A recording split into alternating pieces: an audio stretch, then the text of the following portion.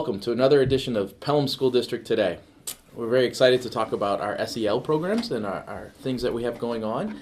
We have today with us Sadie Bradshaw, one of our SEL teachers, and also Alexa Simmons, one of our preschool teachers, along with Principal Tom Adamakis. So thank you all for joining us today and sharing your information and educating everyone around some of the great things that we have going on at our schools. So Thanks for having us. Thank you.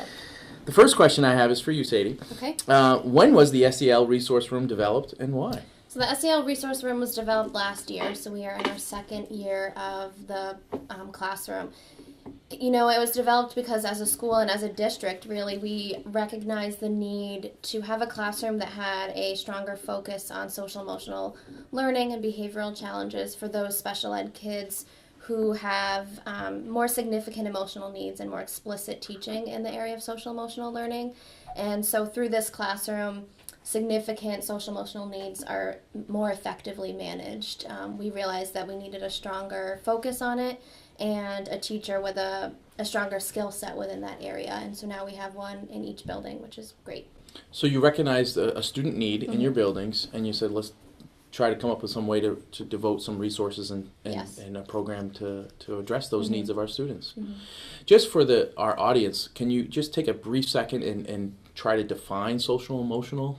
Yeah, so it's a huge umbrella, but the main aspects of social emotional development and learning is really kind of becoming, aware of yourself and managing your own emotions, self-regulation, becoming aware of who you are, managing others. So, how do I respond to others' behaviors and others' emotions? How do I build and maintain relationships with peers and adults?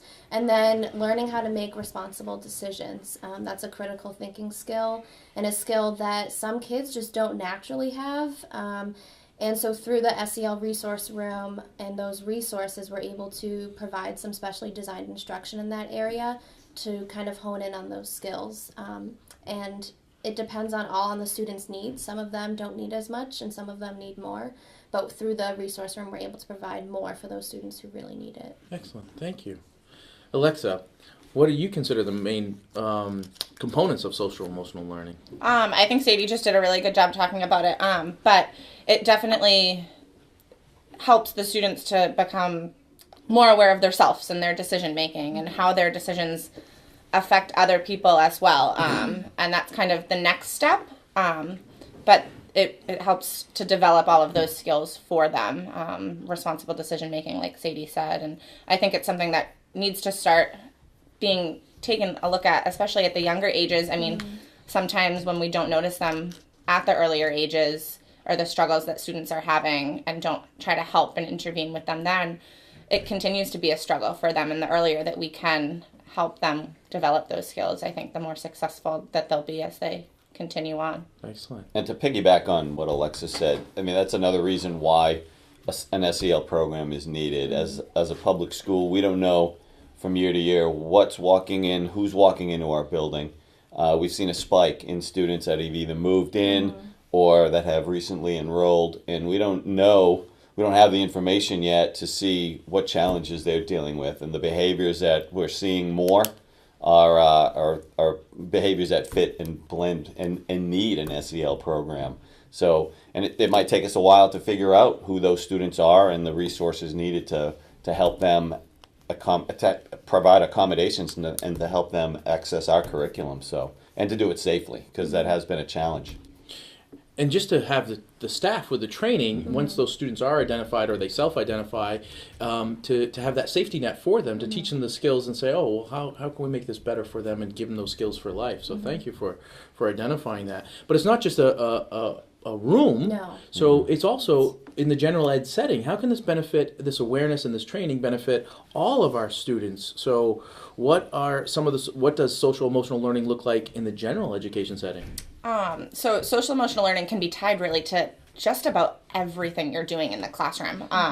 Things like morning meeting and starting your day and taking the time to greet all of your students as they walk in and during the day. I think that that's something that's really important and really helps to make that connection with those students. Advisory from students to adults, and even peer-to-peer advisory amongst grades really helps to develop some of those skills. Group works and projects requires the students to collaborate together, and sometimes those skills can be hard for other students. But being able to practice and do those in a classroom setting are going to help them. Having leadership opportunities, turn-taking, sharing, everyday things that happen all the time they're going on everywhere, and in the general ed classroom, in the cafeteria, everywhere. These are skills that we hear about all the time that we want our graduates to have, to be Right. collaborative and be participants and understand what that is. And it starts at such an early age. Schools aren't just about the content knowledge, but also developing these skills to be great citizens. Right. Awesome. Great. Thanks for sharing that. course. So what does a social emotional learning committee, what do they work on? What does that look like? Yeah, so I'm the chair of the Social Emotional Learning Committee at the elementary school level. And we are compiled of a staff who expressed that they, really want to focus on learning more about social emotional learning, and then they can kind of relay our committee information back to their teams. So we have a representative from every grade level in the committee. We have school counselors in the committee, administration. Tricia Kaufman is on the committee as well. And we we have a focus on how to make social emotional learning within the gen ed setting happen for their students. We've looked at what we're already doing well, because I think that that's something that needs to be a priority. We shouldn't necessarily jump on a bandwagon of, oh my gosh, we don't do it. We need so much help. But because like Alexa said, it's already happening in classrooms, and I think acknowledging and being aware of what we're already doing is an important step. We've been collecting data, through our behavioral surf forms that we take, through some screening tools that we've been piloting. We're able to look at data, identify student needs across grade levels, and from there we can try to begin planning and implementing some strategies to put into place to help these students and to implement them across the school setting as a whole, which is great. District level, I'm also on the district level SEL committee, so this is a pretty big committee. It has every building's SEL teacher. It has school psychologists, guidance counselors, general ed teachers. Sarah Mirandos is on the committee. Kimberly Lassard is on the committee. Building administration, advisory teachers, some health teachers are on the committee. So it really is represented by a wide variety of staff, which is awesome.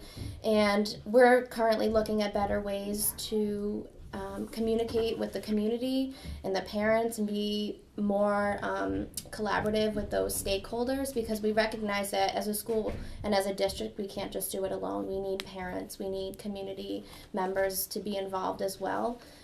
We've developed a criteria for the SEL resource room. So as Tom was mentioning, there are certain students who we recognize need that more individualized setting, but we've developed a criteria for that so that we're very clear on what kinds of students can access the SEL resource room setting. We've identified professional development needs so that we can better help our teachers across the district. We're developing a plan to roll out the use of a universal screening tool, and we're hoping that within the next school year or so we can have it implemented across all grade levels, which would be really great. And then we're trying to continue to expand kind of our toolbox of strategies for SEL learning.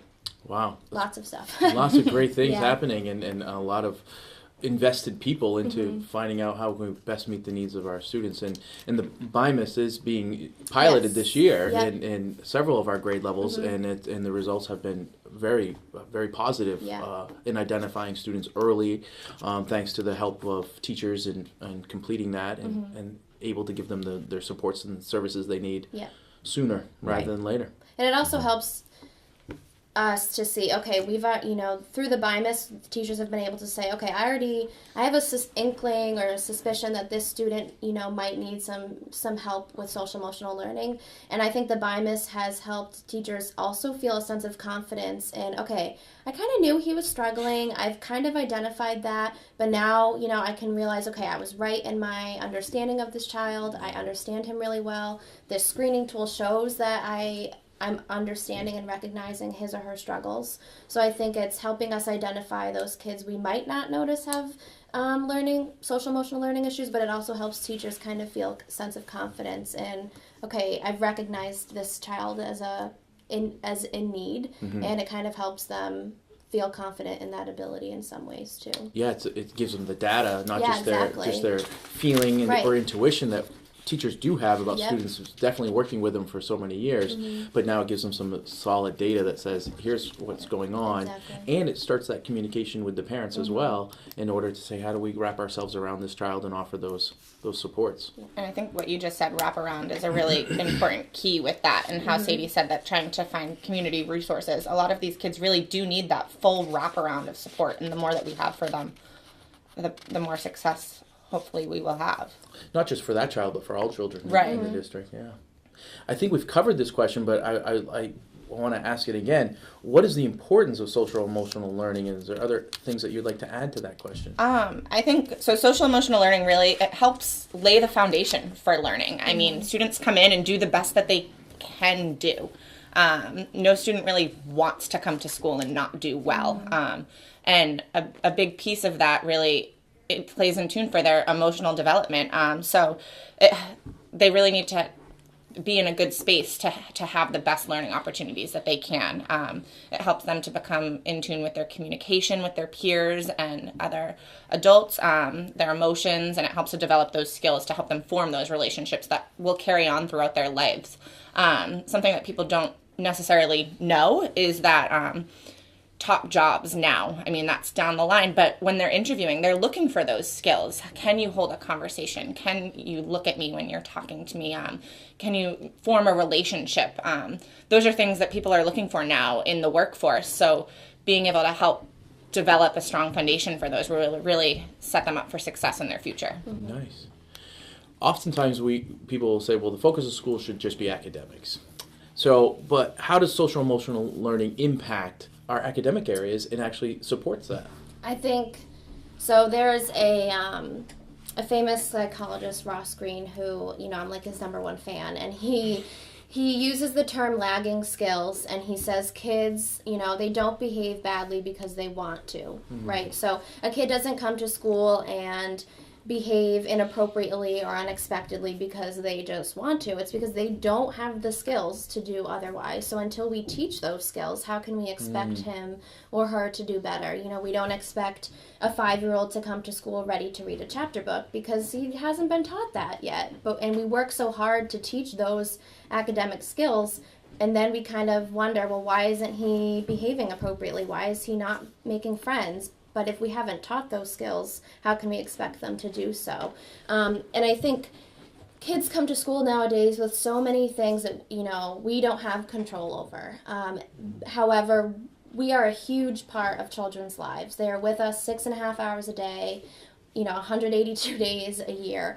That is a significant amount of time that we have to make an impression on them. And we can't necessarily get to the academic piece as much as we may want to until their basic needs are met. So there's Maslow's hierarchy of needs, and unless those are met, they can't reach the Bloom's taxonomy of things. So unless they feel safe or secure or welcomed, or unless their basic needs are met, which almost always involve social emotional learning needs, they're not going to be available for learning. And I know that that's kind of a strife that sometimes we have as teachers, is about those test scores. We have so much to do in the report cards. How are we going to get it all done? And I've seen the impact that social emotional learning can have academically for kids, and it really, really needs to be, I think, on the forefront of what we're doing in our classrooms in order to see the payout academically. Those skill sets that we're educating around the SEL skills are making the academics accessible to the students in a lot of ways. Yep, absolutely. Great. What does SEL look like at PES in the future? In the future, it's going to be building upon what's already been firmly in place, especially training for staff. A big piece for staff would be more resources and support in regards to interventions using the BIMIS data and the results. It's a great tool, but a lot of our teachers that have implemented it have said to us that they've been doing this a number of years, that they can tell that students that might need assistance or need help in these areas without the survey. So taking the information from the BIMIS survey, but also giving them supports and ways to help meet those needs of the students identified through the survey. Another piece is informing the community and parents, and that begins, we have an SEL presentation coming up on Tuesday evening, April 2nd. That's going to be at the high school, and I believe that's at, is it 6 o'clock? I think it's 6 o'clock at the high school in the media center. So parents can go attend that and hopefully receive information as to what SEL looks like, not only within the school, but just throughout the community. So getting that information out there is going to go a long way in helping. And the ladies mentioned that social emotional health is so important. You hate to say it or think this, but sometimes students come to school and the first person that greets them in their day is staff, their teachers.